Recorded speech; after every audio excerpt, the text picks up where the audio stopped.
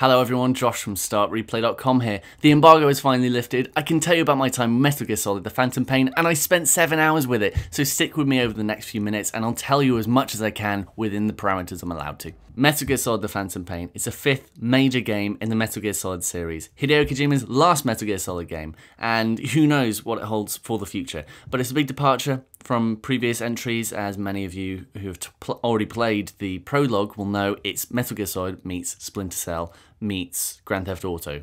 There are many things you can do, many things you can upgrade, and basically you can approach any situation exactly as you see fit. You're given free will in this gaming landscape to do what you want as Snake. Yes, David Hayter may not be returning to voice Snake, not that I'm aware of, but Kiefer Sutherland does a good enough job to maintain the mantle of Big Boss or Solid Snake. There's so many snakes. Venom snakes, solid snakes, naked snakes. Snakes galore. So I'm going to take you from the beginning of my playthrough, obviously, as you'd expect. That's probably the best place to start. I played 7 hours from the beginning into the game. I can talk loosely about the prologue and what happens in the first hour. I'll say it's very Hideo Kojima and it's very stylized in his, how he does cinematics and things. It's very slow paced. I think it sets the tone for what's happening and the villains you'll see and many other things. It picks up at the end of the events of Metal Gear Solid Ground Zeroes, for those of you who have played it. Spoilers, but at the end when the bomb explodes from that woman's, downstairs area, Snake and Kusara Miller, what happened to them? Well, there's a big explosion, so bad things happened, and Snake is a little worse for wear as he's missing his arm. Oh, yes. It's a nice opening. It's very Metal Gear Solid, and there are moments in that where you'll be questioning what's really going on. I'm still questioning myself as to what was going on in that beginning segment because there are red herrings and you're like, is that real? Is that not? Oh, I don't know.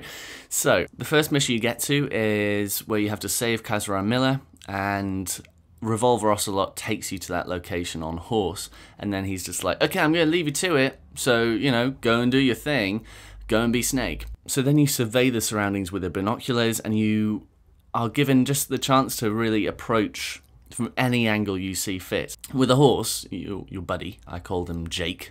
With Jake the horse, he's not actually his real name, but I'm going to call him Jake for these purposes anyway.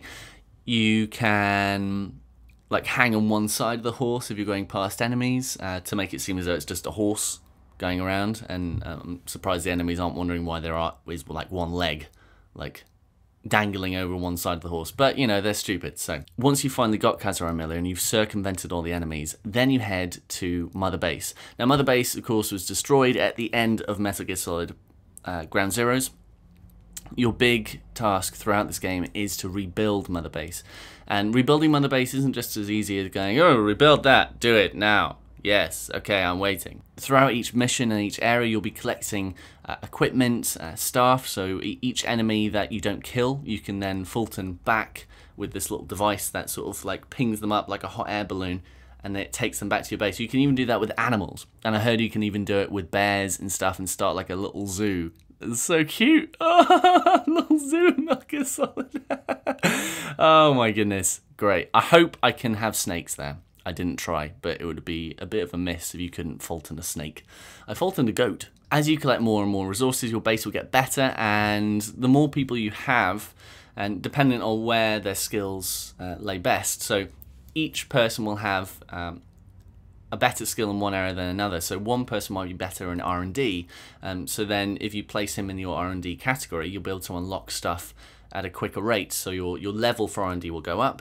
And all the equipment available to you, as long as you've got resources, you'll then be able to unlock and have airdrop to your location anytime in a mission. Really cool if you want to change your tactics midway.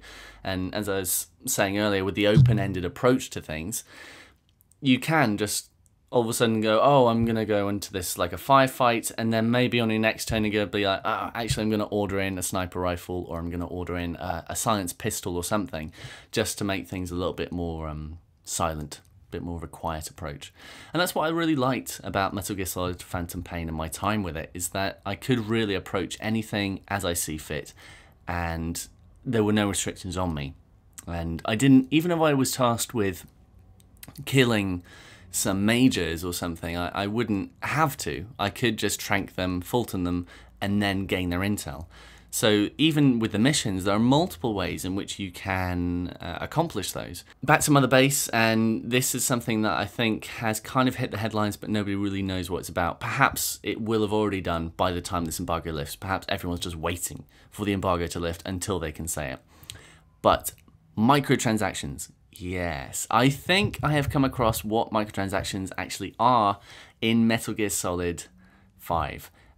They're to do with Mother Base, and they're to do with construction of new parts of Mother Base. So you can speed that up through microtransactions. When I was looking at the development of certain parts of Mother Base, I went to one of the options and it said I wasn't connected to the online store in order to do one thing or another. So I presume, and I'm pretty sure, that it's all going to be time-based, and you can speed things up by paying. I don't know exactly how that will work, but I'm not surprised. Come on, nearly every game under the sun is introducing microtransactions. Sure, if people want to pay money to skip time to create a certain part of your Mother Base, or do this or do that at a quicker rate, why not?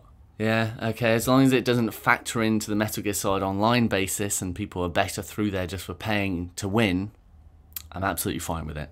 It's up to people whether they want to spend their money on that, you know, that type of stuff. It's not like you can buy horse armor for your horse. It's probably going to happen now, is it? The missions that I experienced, I think I got to mission 11, but I can only speak up to mission 6, and they were a mixture, you know, in and out of different missions and different things to do.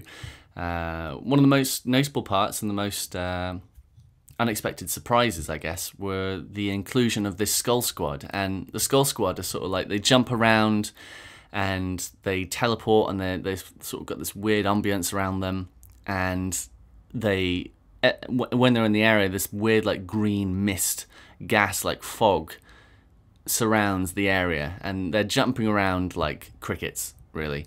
And they remind me a lot of the superpowered soldiers in Metal Gear Solid 4, when they're like jumping around and doing all those things. They remind me a lot of that. And they've also got like white eyes, like glowing eyes. So it was a bit like Exo Zombies meets Metal Gear Solid. It was a bit weird. So at the end of mission 6, which I can talk about, but I can't really go any further, the Skull Squad came back, and also I came face to face with Skull Face, and the Psychomantis character sort of grabbed me in like a rock hand, and I was sort of hanging upside down. But throughout the mission I was trying to attain this thing called the Honeybee, which is actually just a Stinger missile. And when I was dropped and left with all of the Skull Squad people there, you know, Skullface went off with the Psychomantis character and a Metal Gear. Yeah, you got to see the back end of a Metal Gear, and it looked very similar to the one that's seen in Metal Gear Solid 1. Just like the bottom structure of it looked very, very similar. And yeah, so then I had to use the Honeybee to lock on to the Skull Squad targets and then defeat them that way, and then they just kind of disappeared. All this great stuff about Metal Gear Solid Phantom Pain, and where's the bad stuff? There is, you know, there's some negative points that I took away from my 7 hours of gameplay. Most notably, the variation in your surroundings. Everything's so brown. Come on.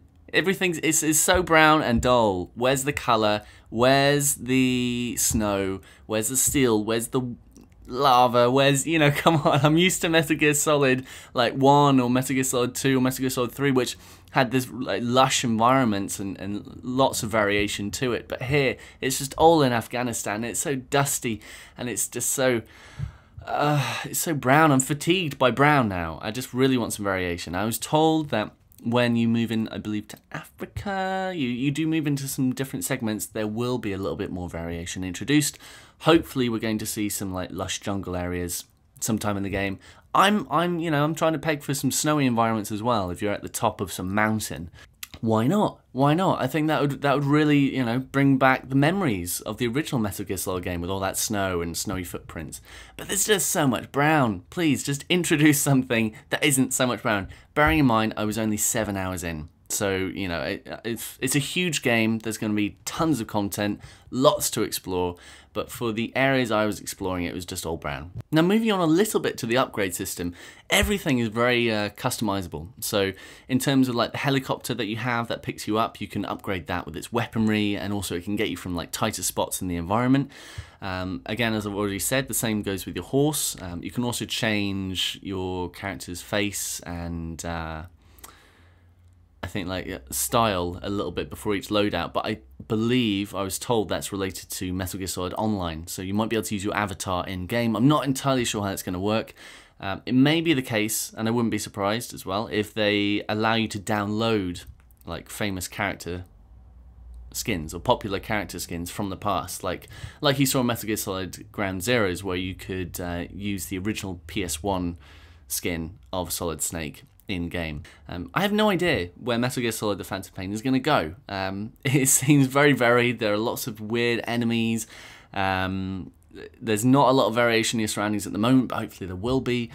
Metal Gear Solid Online, again, is a major part. There are so many turning wheels, and Mother Base is enormous. And the fact that you can pinpoint or sort of hone down who you want to Fulton back and get people with better experience to get your levels of each department up at a quicker rate, then that's good. And it's just one huge game. With so many big games out this year, and you know, so many open world games, you've got Batman Arkham Knights, you've got Mad Max around the same time as Metal Gear Solid, and then you've got Metal Gear Solid, you've got Just Cause, so many open world games this year. Which one is going to be the best? I'm not entirely sure.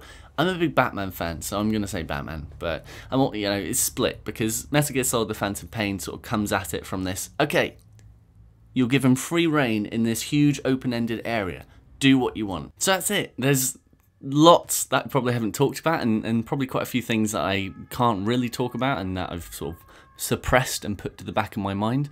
But this is a huge game, and it's going to change the future of Metal Gear Solid forever. Even if it is, you know, Hideo Kojima's last game, I know that Konami are hiring for the next entry in the series. Who knows where it's going to go. Now, I'm not going to really do any written preview for this, so if you want to know more, or if there's something that I missed out, or something that you want to know that, I haven't really elaborated on, then do let me know in the comments below, and I'll try my best to answer those questions. Of course, if you like this video, give it a like. If you didn't, give it a dislike. Please don't forget to subscribe as well. As always, thank you very much for watching. The game is a mere 3 months away, even less than that, and there is plenty more to come, so stick tuned, and I'll catch you soon.